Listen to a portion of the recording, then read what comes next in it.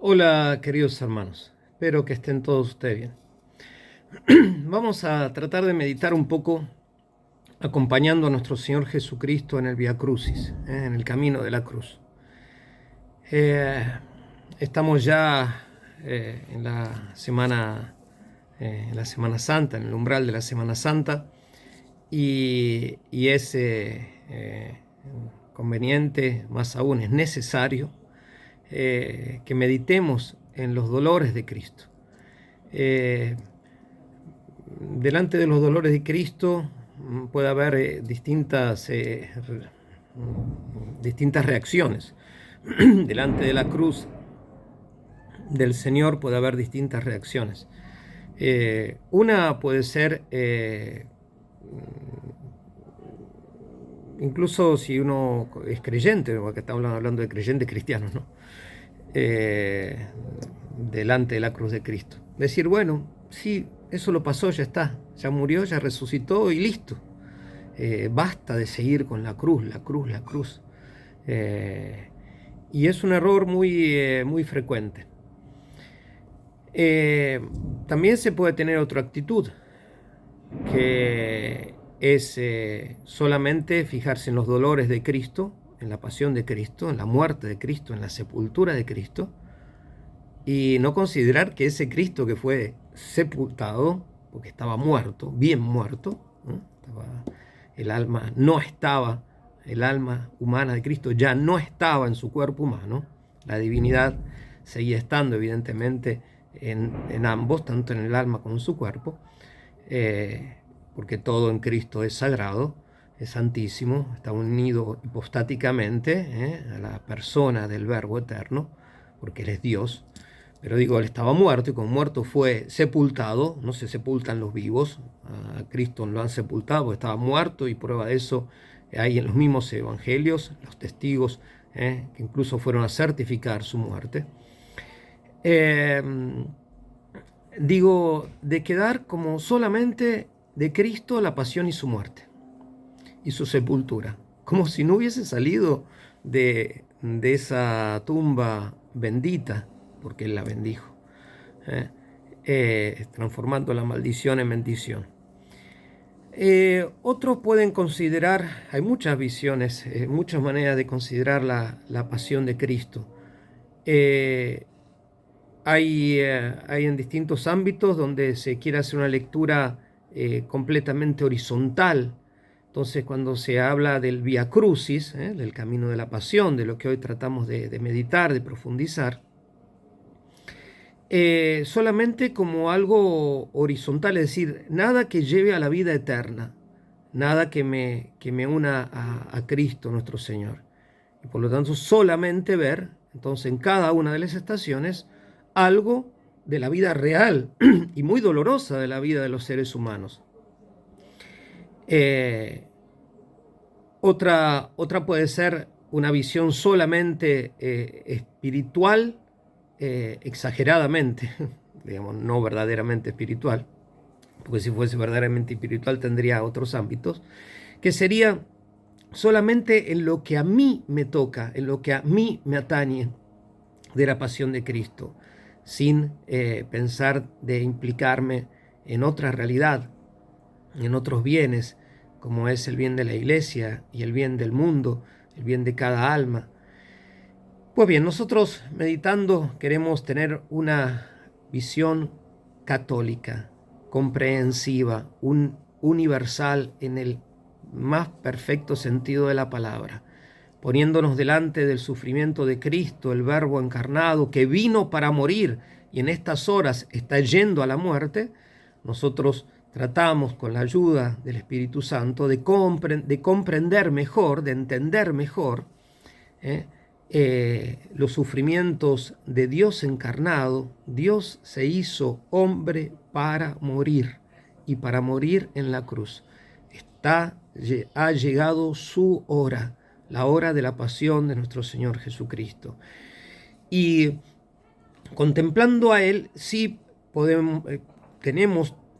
tengo que comprender la malicia, la perversidad del pecado, porque el que lo lleva a la cruz uno puede también decir, bueno, un pueblo, otro, ellos fueron instrumentos.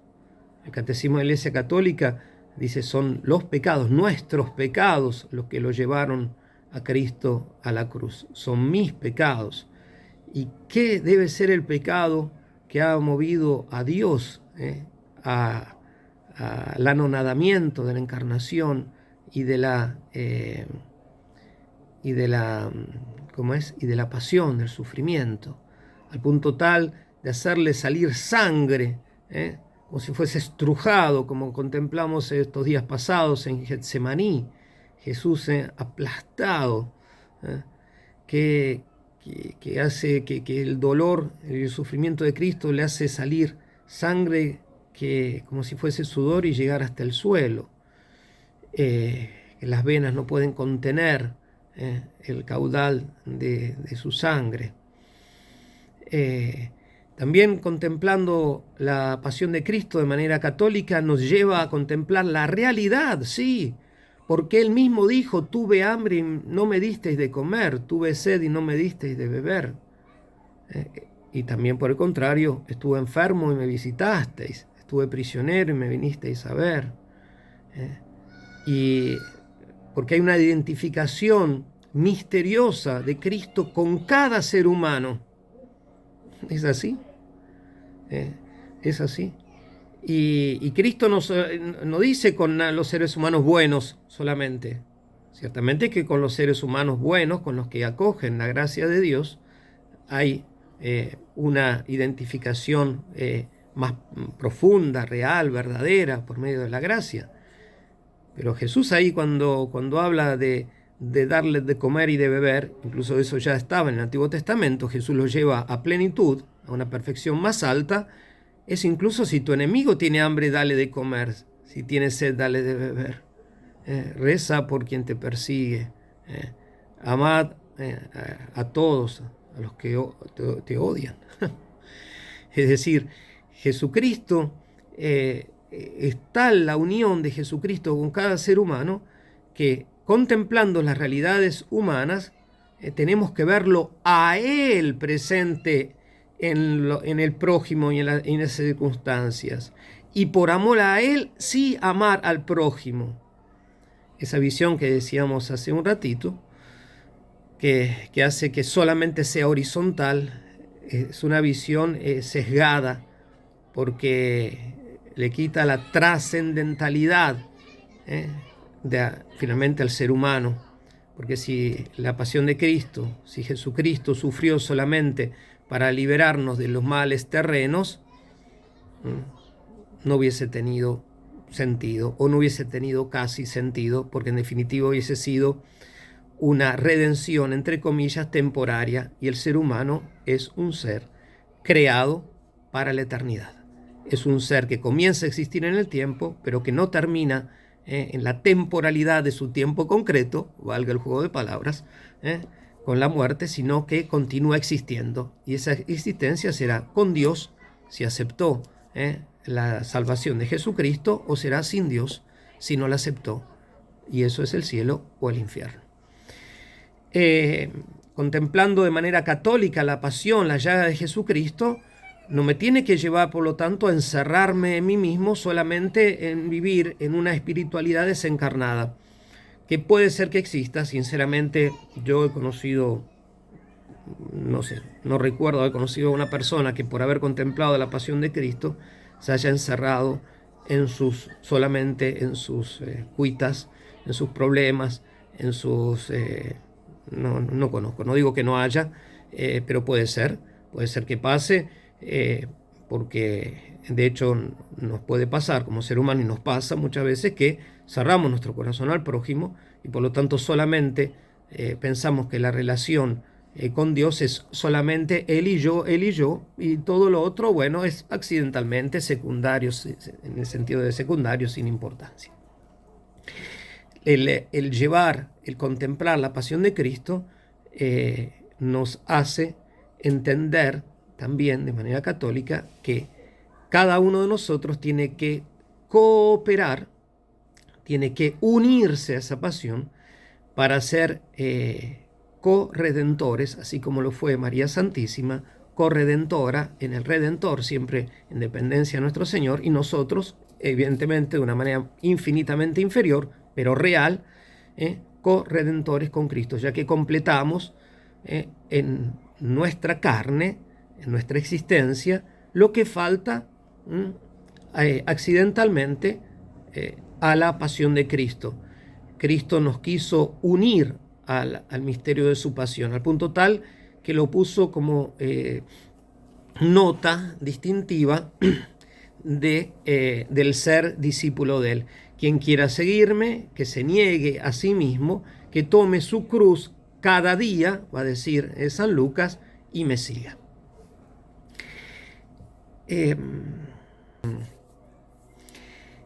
Hay una iniciativa, espero no repetirme, muy hermosa de las hermanas religiosas de mi familia religiosa, el Verbo Encarnado, que llevan una labor espléndida aquí y en todo el mundo, gracias a Dios, que es junto a los padres, a los religiosos, a otros laicos y a otra, no es nada nuevo, pero sí el insistir mucho en, acá por ejemplo, de enseñar a los niños las estaciones, y a los jóvenes, y meditar con los grandes las estaciones del Vía Crucis. Y representar lo que es el Vía Crucis viviente, que se hace en muchos lados, con mucho fruto. Este año no lo vamos a poder hacer nosotros aquí, aunque sería muy conveniente, pero por otro lado, bueno, hay otros motivos. Ciertamente vamos a hacer y hacemos la oración de Vía Crucis. Pero digo, el hecho de memorizar las 14 estaciones, de enseñarlo a los niños, es algo muy plástico, muy didáctico, y es algo no solamente para los niños. Es un instrumento, un elemento, que ayuda, un medio que ayuda a memorizar lo que Jesús padeció por nosotros, padeció por mí, como dice San Pedro, dándonos un ejemplo para que sigamos sus huellas. En el Evangelio de San Juan 19, después de que Jesús fue condenado a muerte injustamente por los tribunales injustos, tribunales religiosos que tenían el poder y la obligación de juzgar rectamente, juzgaron injustamente a nuestro Señor Jesucristo, el Sanedrín, y el juicio injusto del gobernador, del que detentaba el poder de parte de los romanos, e incluso el rey, que era un rey vasallo de Roma, Herodes, todos lo condenan a Jesucristo. Después de la condena, dice, aparece en el Evangelio de San Juan, capítulo 19, entonces Pilato se lo entregó para que fuera crucificado. Tomaron pues a Jesús y él, cargando con su cruz, salió hacia el lugar llamado Calvario, que en hebreo se llama Gólgota. Jesús había hablado de la cruz, les había dicho a los discípulos de lo esencial que era cargar su cruz, su propia cruz, porque Jesús, en su sabiduría eterna, divina, nos ha preparado también una cruz para cada uno de nosotros. Y no solamente una cruz para cada uno de nosotros, que puede llegar a ser de madera. Hay muchos santos que murieron crucificados en cruz de madera, pero la extra mayor parte no. Cruz que son de otros materiales, cruz que son constituidas por otras circunstancias de la vida, incluso cruz que son a veces algo físico, muchas veces son algo moral, a veces las dos cosas, a veces es cosas espirituales, cruces que son a veces las otras personas, pero no solamente digo el Padre Eterno con el Hijo y el Espíritu Santo nos han preparado a cada uno de nosotros nuestra cruz, sino que también la Divina Providencia nos ha preparado un Vía Crucis, un camino de la cruz, porque el punto de partida es el mismo, cargar cada uno con su cruz, así como dice San Juan, que Él cargó con su cruz Jesucristo. En el caso de nuestro Señor, es su propia cruz, pero en realidad es nuestra cruz, porque Él vino para redimirnos, Él era totalmente inocente. En el caso de nosotros, nos toca en suerte la cruz que Dios nos preparó, y que Él mismo, digo, el punto de partida es el mismo, el punto de llegada es el mismo, la muerte, el punto finalísimo, si queremos, es el mismo, la resurrección, pero las estaciones, las etapas, las circunstancias, lo que vamos a experimentar llevando nuestra cruz a lo largo de la vida van a ser distintos. Y nada se escapa de la divina providencia. Hay cosas que Dios positivamente va a querer, como siempre es en el caso del bien. Hay cosas que Dios va a permitir, como es en el caso del mal. Siempre me acuerdo esa hermosa anécdota de mamá Margarita, la madre de Don Bosco, que cuando él era niño veía en la zona donde él vivía, en el centro norte de Italia, que caían los granizos, la pedrada, y eso hacía perder la cosecha, que era uno de los principales, si no el principal, como se dice, medio de subsistencia de la gente del lugar, de los viñedos. Y él le preguntó a la mamá, ¿esto qué es? ¿Es castigo, ¿no?, de Dios? Y ella, con mucha sabiduría, esa santa mujer, le dijo, para los malos es castigo, para los buenos es prueba. A lo largo de nuestro Vía Cruz y de nuestra vida vamos a experimentar muchas veces que parte de nuestra cruz es castigo por nuestros pecados, y porque es así, porque hemos nacido en pecado, Dios nos ha purificado, pero si el justo peca 7 veces al día, lo que queda de nosotros. Entonces hay parte de nuestra cruz que es castigo, y hay parte de nuestra cruz, quizás gran parte de nuestra cruz para muchas personas, es prueba. Es prueba. A veces se ve más el aspecto de prueba y no se ve el aspecto, o no está el aspecto de castigo, en el caso, por ejemplo, del sufrimiento de los inocentes, ¿no? Como el sufrimiento inocente, me viene a la mente lo del beato Carlo Gnocchi, que habla del sufrimiento inocente, del sufrimiento de los niños, de las personas que sufren, los enfermos, ¿no? Ahí se ve más el aspecto de prueba. Pero a veces nosotros solamente ponemos que lo que padecemos es todo prueba, solamente prueba y nada más que prueba. Y eso es irreal. Eso es irreal. Cuando Jesús dice que hay que perdonar 70 veces 7, se lo dice a San Pedro, a ese San Pedro que le va a tratar de convencer a Jesús de que no hable de la cruz, que deje la cruz, que basta, que Él sí es el Salvador, es el Redentor, pero sin la cruz, que Él es el Hijo de Dios. Cuando recibe la reprimenda, además de esa reprimenda, digamos, Jesús lo corrige. Cuando Él quiere solamente perdonar un poco a su hermano, le dice 70 veces 7. Pero eso mismo se lo dice a todos. También se lo dice a San Juan, que tiene que perdonar a San Pedro 70 veces 7. Perdona a Andrés, que tiene que perdonar a San Pedro 70 veces 7. Y nos lo dice a todos nosotros. Es decir, si hay que perdonar es porque hay faltas, hay culpas. No solamente ofensa a Dios, sino que ofensa a los hermanos. Todo esto para decir que hay que cargar con la propia cruz, y llevar la cruz en todas y cada una de las estaciones que el Señor, con su divina mano, nos fue preparando desde la eternidad. Porque así, misteriosamente, Dios desde la eternidad pensó en crearnos. Él, en sus divinos designios, ha pensado para nosotros el mejor modo para llegar al cielo, ya que la cruz, bien llevada, es nuestra llave misteriosa, real, no mágica, no instantánea, real, espiritual, real, para abrir las puertas de la vida eterna.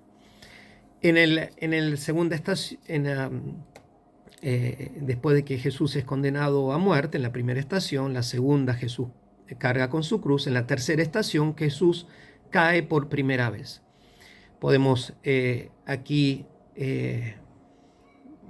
leer, contemplar el pasaje de Isaías 53, que dice, Él, hablando del siervo sufriente, de Jesucristo, Isaías va a escribir cientos de años antes, bajo la inspiración del Espíritu Santo, Él soportó nuestros sufrimientos y aguantó nuestros dolores.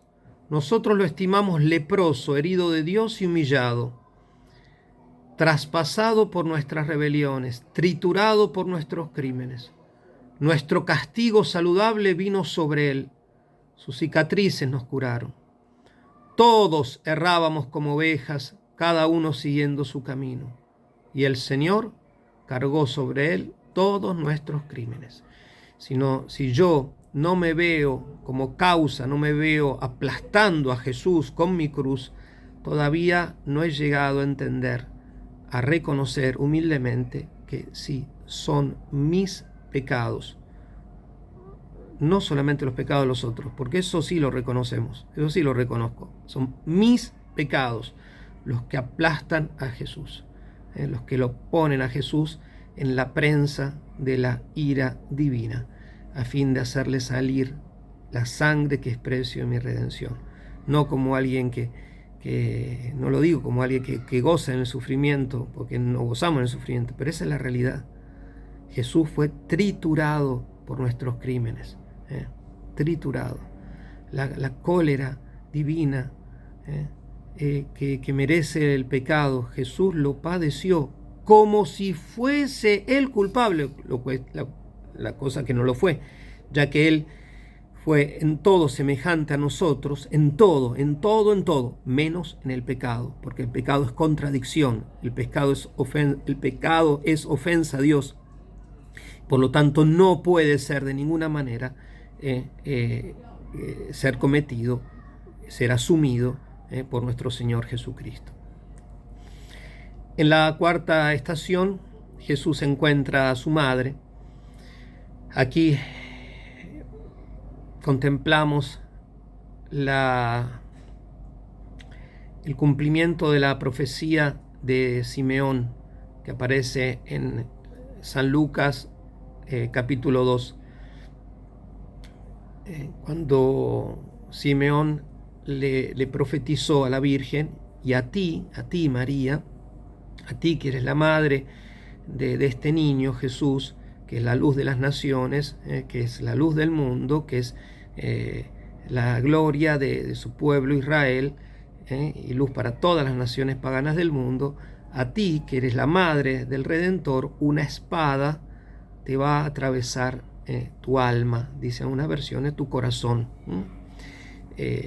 La Virgen Santísima no murió atravesada por una espada de metal, y su corazón no fue penetrado por una espada de metal, fue penetrado por un sufrimiento mucho mayor.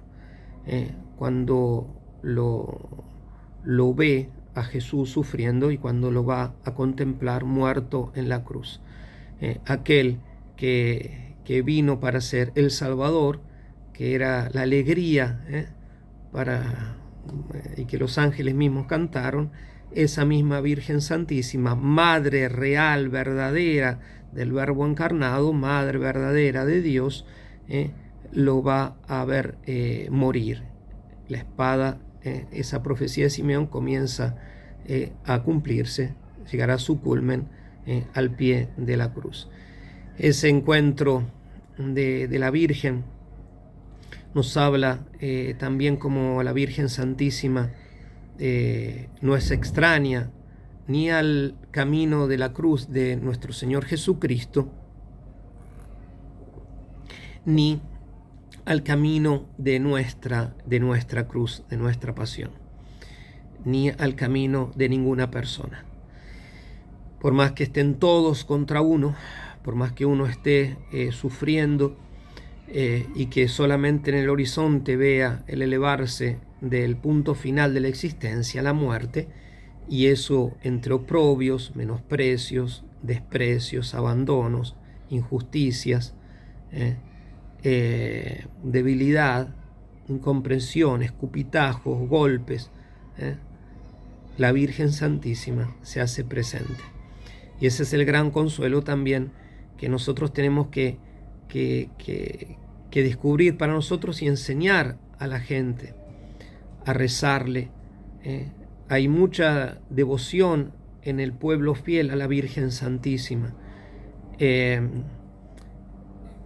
Y hay que enseñar a rezarle, a abrir los ojos y contemplar a la Virgen al lado de su cama de enfermo, en la habitación o en la cocina donde una persona vive sus años en soledad, en sufrimiento, o junto al lugar de trabajo de aquel hombre, aquella mujer que pasan un montón de horas, la mayor parte de su día, sufriendo y no teniendo lo necesario para la subsistencia. Muchas veces la Virgen Santísima, no solamente la Madre de Dolores, sino que es la Madre del todo consuelo, la Madre de la esperanza. Muchos de nosotros hemos visto la hermosa película que aconsejo ver, de la Pasión de Cristo, de Mel Gibson. Qué conmovedor es ese encuentro, cómo lo representa el autor, ¿no? Haciendo un feedback entre, digamos, una vuelta como atrás. Encuentra a la Virgen ahora con su hijo en la cuarta estación, y como también otros encuentros, pone ahí el de la vida de la infancia, ¿no? Pero es así, con ese dolor, con esa ternura, con esa bondad. La Virgen está viva en el cielo. La Virgen, como está viva, está glorificada, ya no está circunscripta solamente a la cuarta estación del Vía Crucis de Jerusalén, sino que ella está presente también en cada cuarta estación que nos toque vivir allí donde estemos y en las circunstancias que estemos. En la quinta estación se recuerda a Simón de Cirene, que ayuda a llevar la cruz de Cristo. Y aparece en el capítulo 23 de San Lucas. Cuando le llevaban, echaron mano de un cierto Simón de Cirene, que venía del campo, y le cargaron la cruz para que la llevara detrás de Jesús. La providencia divina otra vez. Simón de Cirene venía de trabajar y lo obligaron a llevar la cruz. No se sabe mucho de la vida de él. En algunas tradiciones se lo considera santo. Y bueno, y hay también indicaciones en la Sagrada Escritura como que,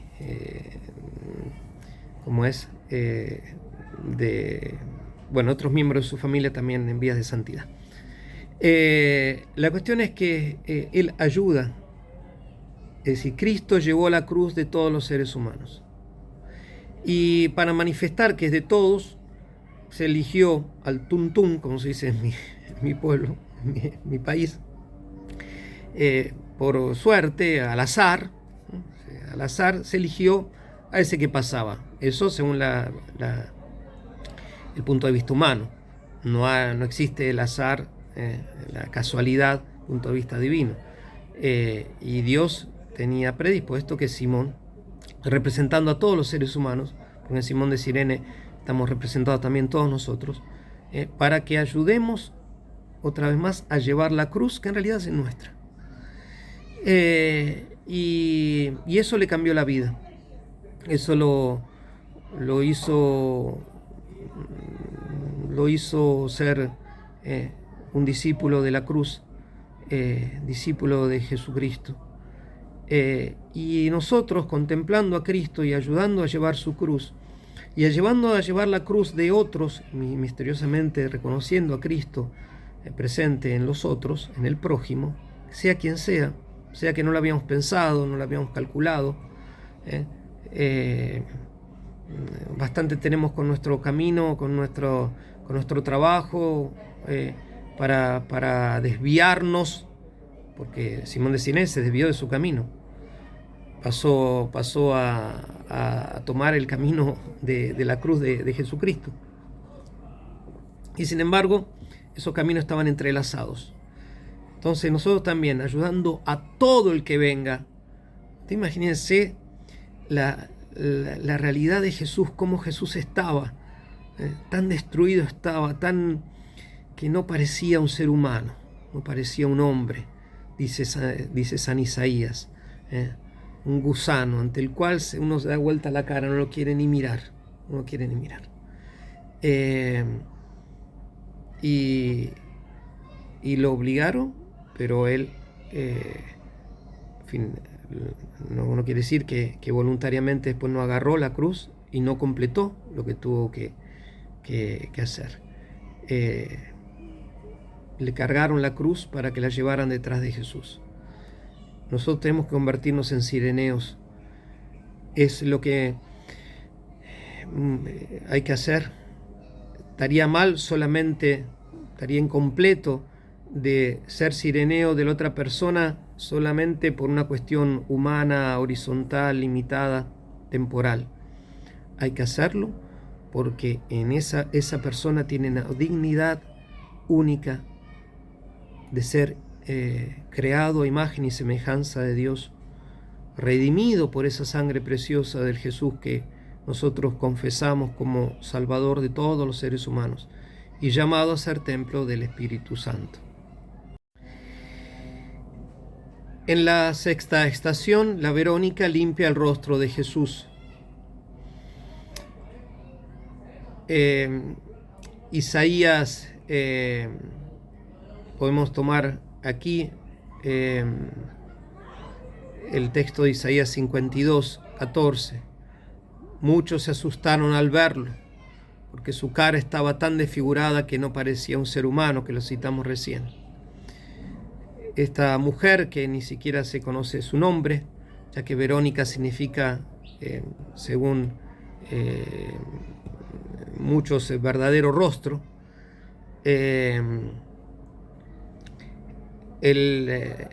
digamos, esta mujer que Jesucristo, a quien Jesucristo le dejó plasmado su rostro. Dicho sea de paso, estos días en la Santa Sede, en la Basílica de San Pedro, se puso a la exposición, a la veneración, el velo de la Verónica, con el rostro de Jesús, que se conserva en la Basílica de San Pedro. Así también en nosotros nos tenemos que compadecer de Jesús sufriente en su Eucaristía. Otra vez hace mucho bien el leer y releer los textos de este gran obispo español, San Manuel González, que nos habla sobre los sagrarios abandonados, los tabernáculos abandonados. A uno se le parte el alma la cantidad de profanaciones al Santísimo Sacramento que hay en todo el mundo, muchas veces por incuria, no siempre, pero muchas veces por incuria, a veces simplemente porque en la iglesia no hay nadie y están las puertas abiertas. Entonces la solución hay que cerrar las puertas. No, habría que poner seguridad, o más fácil. Si siempre hubiese devotos de Jesús alrededor del tabernáculo, no habría posibilidad, o habría mucha menos posibilidad de lo que profanen en ese sentido.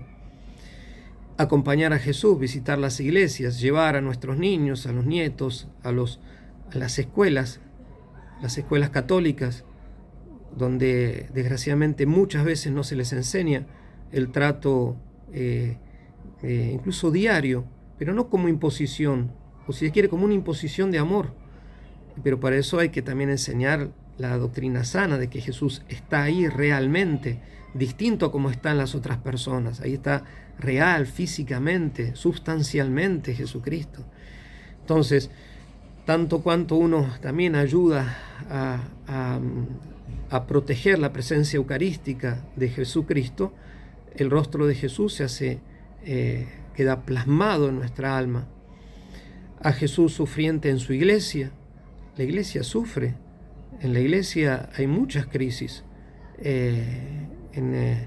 y se ve, hay crisis en la vida religiosa, hay crisis en la vida sacerdotal, hay crisis en la vida matrimonial, en la vida familiar, hay crisis en la juventud católica, en los adultos, en los ancianos, en los niños, pero que haya crisis no solamente no se soluciona criticando, uno deprimiéndose, leyendo cosas negativas y bla, bla, bla, sino a ver qué hago, como a veces se usa la expresión, en positivo, qué hago para el bien de la iglesia, como San Francisco de Asís, que Jesús lo llamó para renovar su iglesia en la iglesia, desde la iglesia. Y como decía ese gran obispo de San Rafael de Mendoza, Monseñor León Krug, que en paz descanse, un gran hombre, decía en vez, no sé si era de él o lo tomaba de otro pensador, pero yo lo recuerdo que él lo decía, en vez de maldecir la oscuridad hay que prender una vela, ¿no?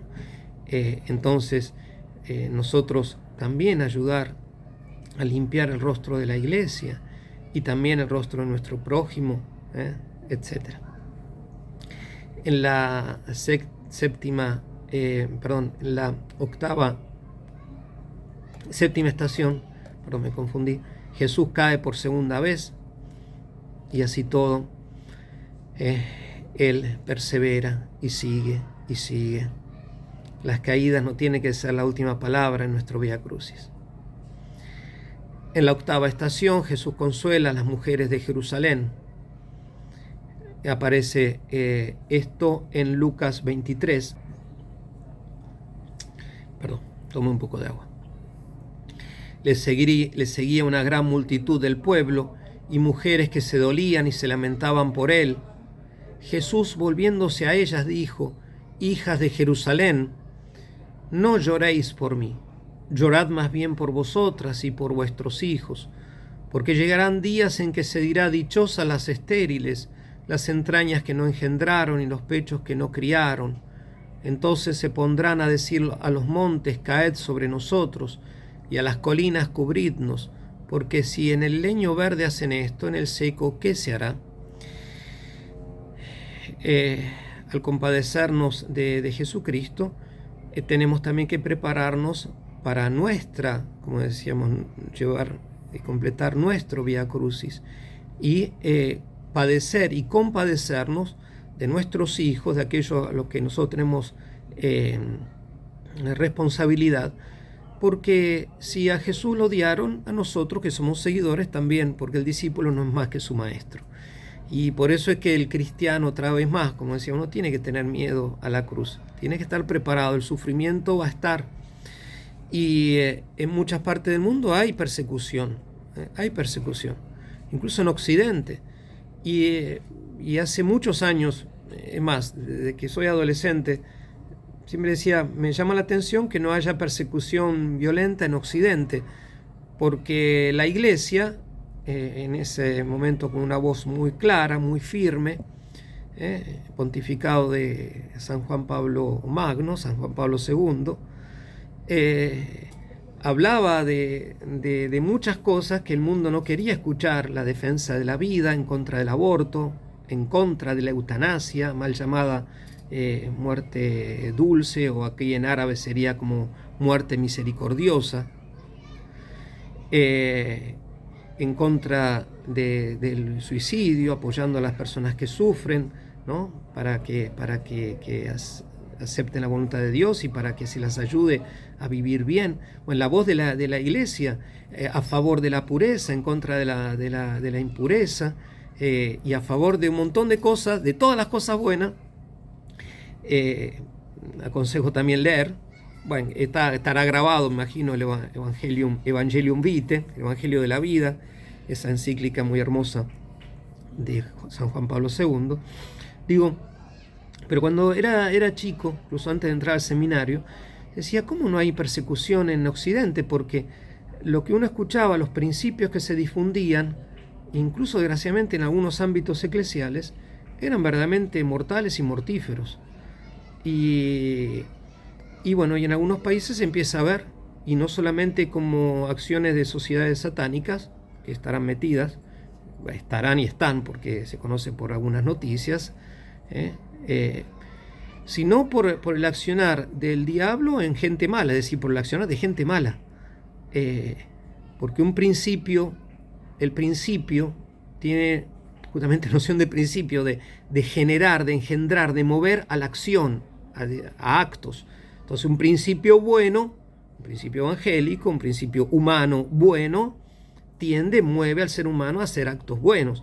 Un principio malo, una ley injusta, inmoral, y muchas leyes inmorales, mueven a tratar de hacer el mal, actos malos. Entonces, ¿qué hacer en todo eso?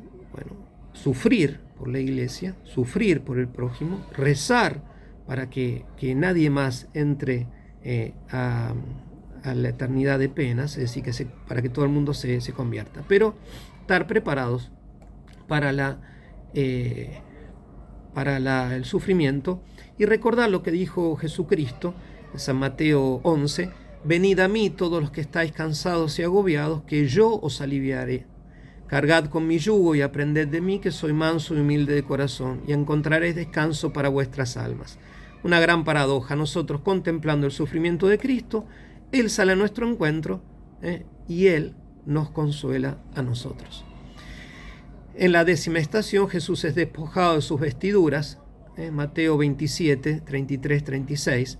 Llegados a un lugar llamado Gólgota, esto es calavera, le dieron a beber vino mezclado con hiel, pero él, después de probarlo, no quiso beberlo. Una vez que le crucificaron, se repartieron sus vestidos echándolos a suertes y que se quedaron allí sentados para custodiarle. En uno de los viacrucis que rezamos cuando éramos más chicos, me acuerdo que la meditación en esa 10ª estación era sobre la pureza.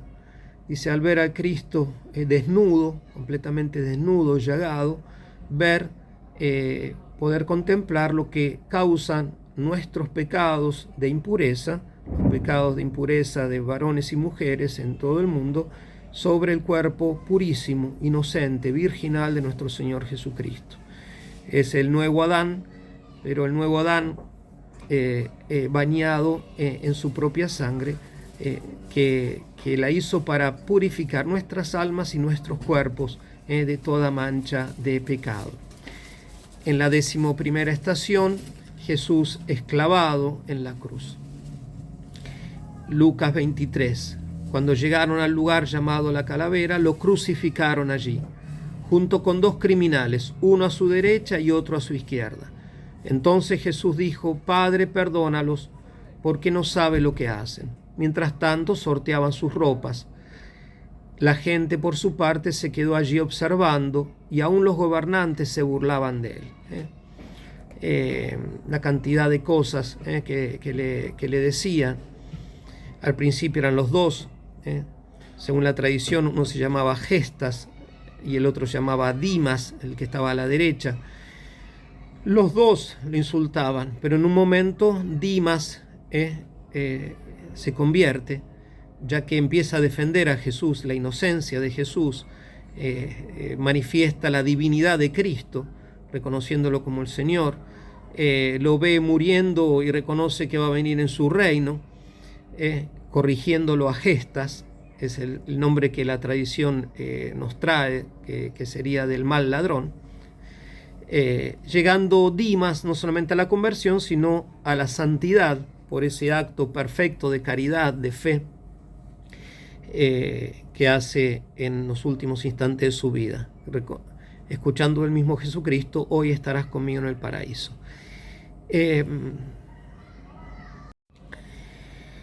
La crucifixión de Jesús es negada por muchos.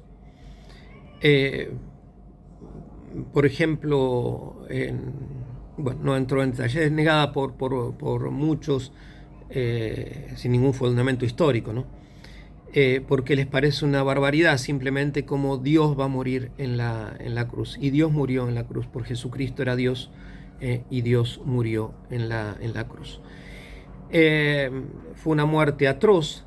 Los que saben dicen que es uno de los sufrimientos más crueles, porque destroza los nervios. En el caso de nuestro Señor no se perforó ningún hueso, no se rompió ningún hueso, cumpliendo así también las profecías que indicaron que no se iba a romper ningún hueso. Y allí quedó colgado unas 3 horas, sufriendo y dándonos el sermón del monte Calvario. Así como empezó su vida pastoral en el sermón del monte de las bienaventuranzas en Galilea, en ese lugar tan hermoso que hasta el día de hoy, cuando ustedes los vengan a visitar, a peregrinar, a quien aconsejo que el que pueda hacerlo, si no hay incluso peregrinaciones virtuales, por ejemplo los Padres Legionarios de Cristo, todo el movimiento de Regnum Christi hacen peregrinaciones virtuales también, de manera muy inteligente, muy interesante. Pero si no, peregrinaciones con los padres franciscanos, con Opera Pellegrinaggi Romani, no son propagandas, esto es nada más el que pueda hacerlo trate de hacerlo, hay un montón de otros medios. Ese lugar hermosísimo donde uno escucha, es suficiente sentarse ahí y hay un tabernáculo, una iglesia hermosísima en el Monte de las Bienaventuranzas, donde están las monjas franciscanas. Hoy Jesús nos da su último sermón sobre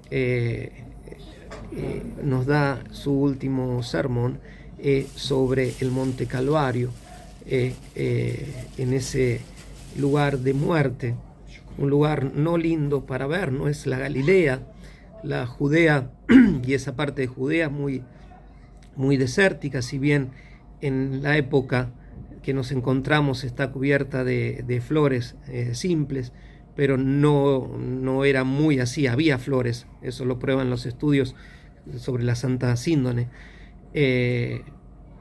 pero no era un prado, como una imagen de lo que era el primer sermón, es decir, era un lugar donde se condenaba a muerte, un lugar de muerte, el Calvario, el Gólgota, el lugar de la calavera,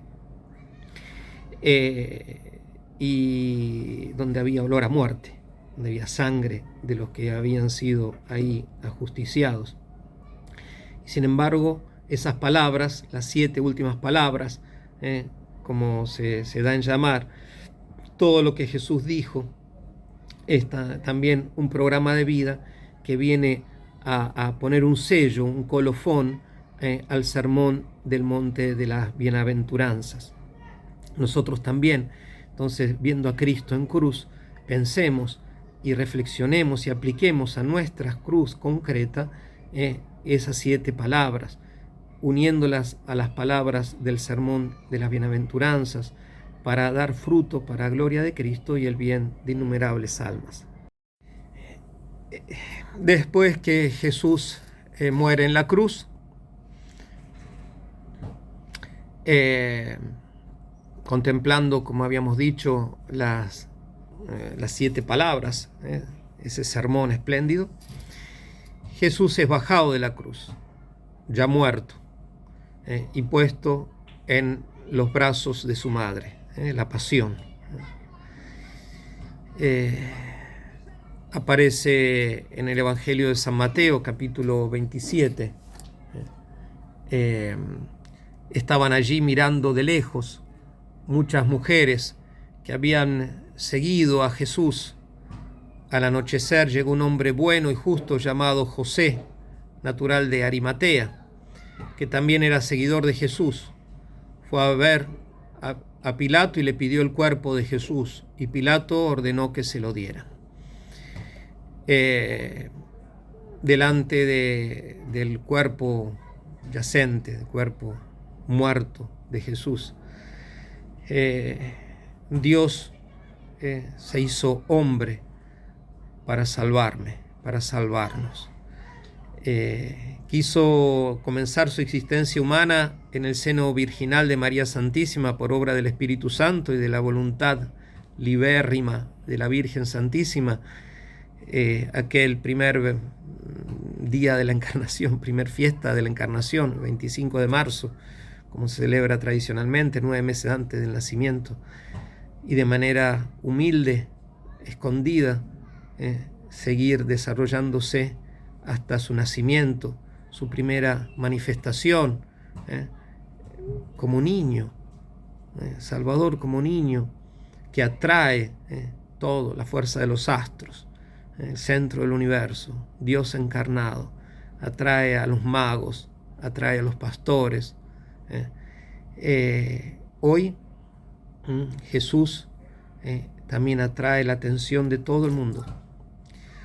Es ese mismo cuerpo, pero se manifiesta la bondad de Dios, que Él, que podría juzgar en el sentido de destruir todo lo que hizo, justamente no lo hace, lo renueva, lo rescata, lo salva a las almas, que son los seres humanos que fuimos creados para la eternidad, como sabemos. Y entonces contemplar entre mis manos a Cristo muerto, esa es la obra de mis manos. Cuando veamos mucha maldad de otras personas, obras muertas, tratemos de reaccionar como la Virgen Santísima, con gran esperanza, esperando contra toda esperanza, como San Abraham. Digo acá, San Isaías, San Abraham, porque en la iglesia local se los considera santos y tienen sus días de fiesta. Algunos santos justos del Antiguo Testamento tienen su fiesta aquí en el calendario de Jerusalén. Y digo, así como la Virgen Santísima, esperando contra toda esperanza, Nuestra Señora de la Esperanza, la piedad. Y ver de qué manera yo puedo hacer para reparar, para salir a evangelizar, para hablar de Jesús, para manifestar a Jesús al mundo. Es necesario que me convierta en evangelizador. Esa es la 13ª estación. La última estación de los Vía Crucis tradicional, Jesús es puesto en el sepulcro. Mateo 27, 59. José de Arimatea,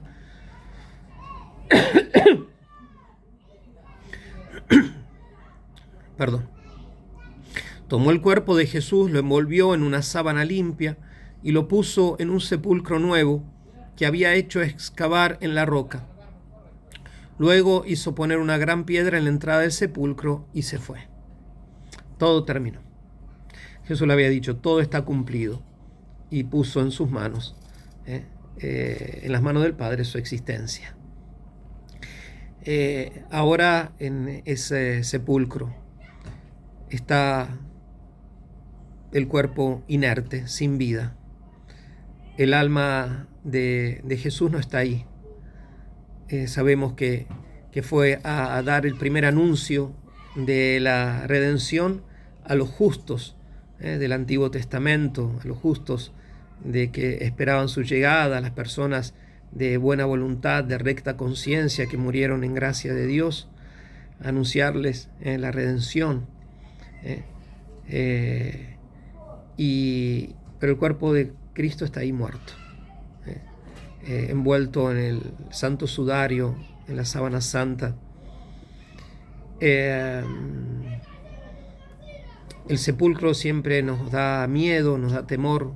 Por eso es que desgraciadamente para mucha gente, incluso muchos cristianos, muchos católicos cristianos, no quieren ni hablar de la muerte, no quieren ni recordar los muertos.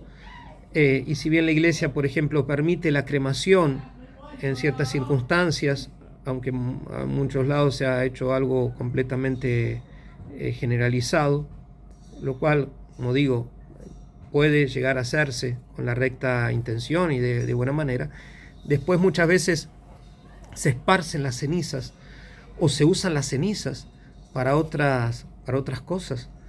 El cuerpo es sagrado, el cuerpo es sagrado, y ese cuerpo, por la fuerza de la resurrección de Cristo, de la muerte y resurrección de Cristo, por la fuerza del misterio pascual, ese cuerpo de cada ser humano, nuestro cuerpo, que va a conocer la corrupción, sea que seamos cremados o que seamos enterrados y se completa la corrupción, la decomposición de manera natural, ese cuerpo va a resucitar, va a volver a la vida. Si morimos, si hemos muerto en gracia de Dios, para la gloria, así el cuerpo también participa de la gloria del alma. Y si desgraciadamente hemos muerto en desgracia, sin la gracia de Dios, en pecado mortal, sin arrepentimiento, sin haber hecho lo necesario para reconciliarnos con Dios, hemos desgraciadamente de resucitar para la muerte eterna, esa muerte que no tiene ocaso en infierno, para así también el cuerpo participa en la desgracia eterna del alma condenada. Nosotros esperamos ser de aquellos y esperamos y rezamos para que no caiga nadie más en el infierno, que la gente se convierta, que lleguen al amor de Cristo. Pero digo, la tumba, toda tumba que nos da pena, para un cristiano no solamente es tumba, es cuna, porque así como ahí a Jesús lo pusieron muerto, desde el mismo lugar, y en algunos lados se celebra la 15ª estación, que es la resurrección, va a salir vivo. Va a salir vivo, a salir glorioso, y testigo de eso somos nosotros, muchísimos discípulos que han contemplado a Cristo resucitado, la tumba vacía de Jerusalén, la anástasis, sigue siendo testigo de ese hecho verdaderamente histórico. Cristo, ahí lo pusieron muerto, y Cristo de ahí salió vivo. Y no volvió a entrar ni en ese sepulcro, ni en ningún sepulcro, y no va a volver a entrar ni en ningún otro sepulcro, porque ya es el Señor de la gloria. Nosotros hemos de pasar por el sepulcro, pero nuestro sepulcro también se va a convertir en cuna de la nueva vida. Por eso es que el sepulcro de Cristo, más que desesperanza, infunde esperanza, más que desamor, amor, más que desánimo, fuerza, porque es el paso último del sufrimiento de Cristo en la temporalidad, en su cuerpo, separado de su alma, pero ahí mismo va a comenzar la regeneración de la humanidad con su resurrección gloriosa. Queridos hermanos, acompañemos a Cristo en el Vía Crucis, compartamos su dolor para también después compartir su gozo, su resurrección.